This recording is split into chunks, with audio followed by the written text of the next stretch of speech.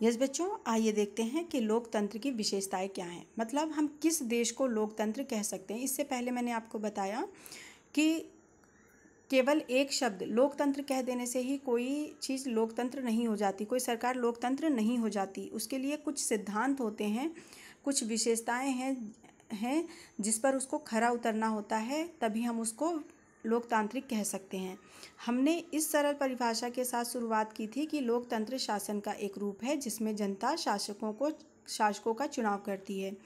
इससे पहले भी अनेक सवाल उठ खड़े होते हैं कि क्या केवल जनता द्वारा शासक के चुनाव से ही कोई देश लोकतांत्रिक हो सकता है। तो यहाँ पर ये विशेषताएं बताई हैं कि अगर हमें जानना हो तो हम इन प्रश्नों को पूछेंगे और फिर उसको कहाँ अप्लाई करेंगे, उस देश पर। जैसे उदाहरण के तौर पर इस परिभाषा के अनुसार शासक कौन है।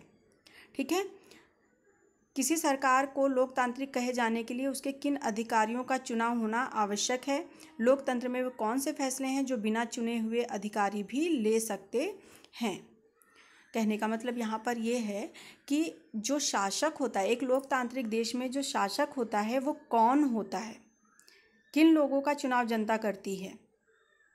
ठीक है, तो जैसे यहाँ पर कौन होता है शासक, जिसे जनता चुनती है, वोट देती है, वही व्यक्ति क्या होता है, शासक होता है। लेकिन वो शासक क्या हमेशा के लिए होता है, स्थायी है क्या, उसको वो हटाया नहीं जाता अपने पद से, बिल्कुल हटाया जाता है।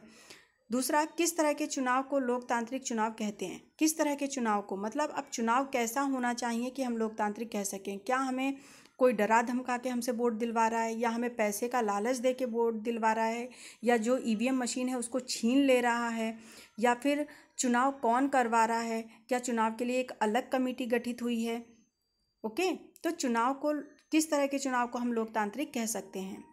तीसरा है वे कौन लोग शासकों का चुनाव कर सकते हैं। कौन लोग मतलब वोट देने का अधिकार किसको है, क्या केवल आदमियों को है, या केवल स्त्रियों को है, या केवल अमीर वर्ग को है, या केवल संपत्ति धारक लोगों को है।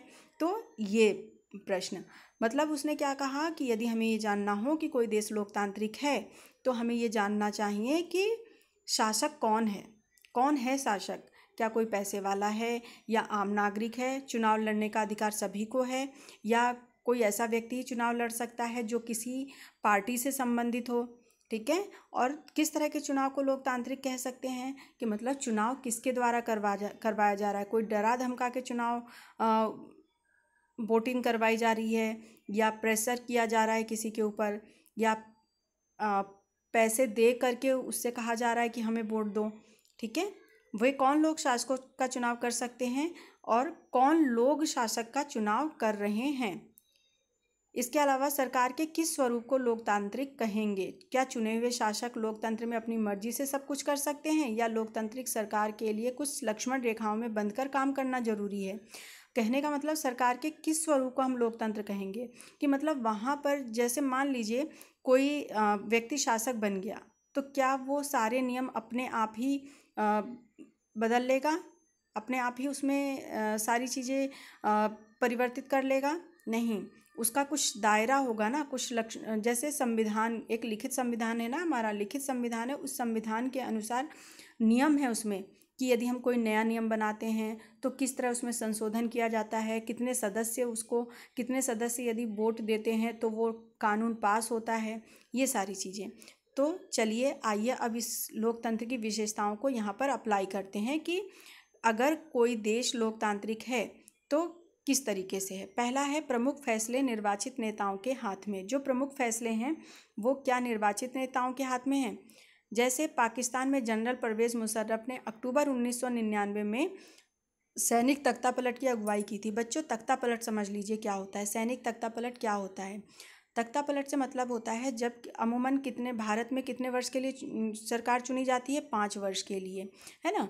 तो लेकिन तख्ता पलट क्या होता है। तख्ता पलट का मतलब होता है यदि कोई सैनिक या कोई कोई व्यक्ति अपनी सत्ता का, अपनी शक्ति का प्रयोग करके किसी शासन को उसके समय से पहले ही समाप्त कर देता है, तो ये क्या कहलाता है, तख्ता पलट।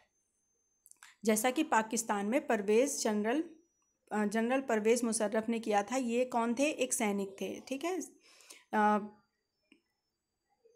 सेना के प्रमुख थे। जनरल लगा है मीन्स सेना के प्रमुख थे।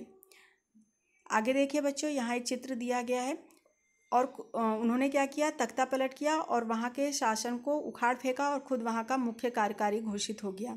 राष्ट्रपति घोषित किया उसने खुद को और 2002 में एक जनमत संग्रह करा के अपने कार्यकाल को 5 साल के लिए बढ़वा लिया। क्या भारत में भी अगर 5 साल हो जाता है पूरा तो क्या हम 5 साल के लिए कोई ऑटोमेटिक अपनी मर्जी से उसको बढ़ा सकता है? नहीं, ऐसा नहीं है। लेकिन उसने क्या किया, अपने कार्यकाल 5 साल के लिए बढ़वा लिया। पाकिस्तानी मीडिया, मानवाधिकार संगठनों और लोकतंत्र के लिए काम करने वालों ने आरोप लगाया कि जनमत संग्रह एक धोखाधड़ी है और इससे बड़े पैमाने पर गड़बड़ियां की गई हैं। अगस्त 2002 में उन्होंने लीगल फ्रेमवर्क ऑर्डर, ये एक कानून था, ठीक है, के जरिए पाकिस्तान के संविधान को उसने बदल डाला और इस ऑर्डर के अनुसार राष्ट्रपति राष्ट्रीय और प्रांतीय असेंबलियों को भंग कर सकता था। मतलब अभी ये राष्ट्रीय और प्रांतीय असेंबली जो थी, सभाएं जो थीं, जो मतलब नेशनल सभा होती है और राज्य सभा जो होती है, उसको बदलने का अधिकार राष्ट्रपति ने अपने हाथ में ले लिया। मंत्रिपरिषद के कामकाज पर एक राष्ट्रीय सुरक्षा परिषद की निगरानी रहती है जिसके ज़्यादातर सदस्य फौजी अधिकारी हैं। इस कानून के पास हो जाने के बाद राष्ट्रीय और प्रांतीय असेंबलियों के लिए चुनाव कराए गए। इस प्रकार पाकिस्तान में चुनाव भी हुए, चुने हुए प्रतिनिधियों को कुछ अधिकार भी मिले, लेकिन सर्वोच्च सत्ता जो थी वो सेना के अधिकारियों और जनरल मुशर्रफ के पास है। स्पष्ट है कि जनरल मुशर्रफ के शासन वाले पाकिस्तान को लोकतंत्र न कहने के अनेक ठोस कारण हैं। पहला कारण तो यही हुआ कि वो जनता द्वारा चुना हुआ नहीं है। उसने खुद अपने आप को अपनी सत्ता, अपनी ताकत, अपनी शक्ति के जोर पर दूसरे सत्ता को समाप्त किया। दूसरा कारण ये है कि उसने क्या किया, बिना किसी नियम कानून के ही उसने अपने कार्यकाल को 5 साल के लिए बढ़वा लिया और सारी शक्ति अपने लीगल फ्रेमवर्क ऑर्डर के आधार पर उसने संविधान में बदलाव भी किए। ओके, आगे देखिए।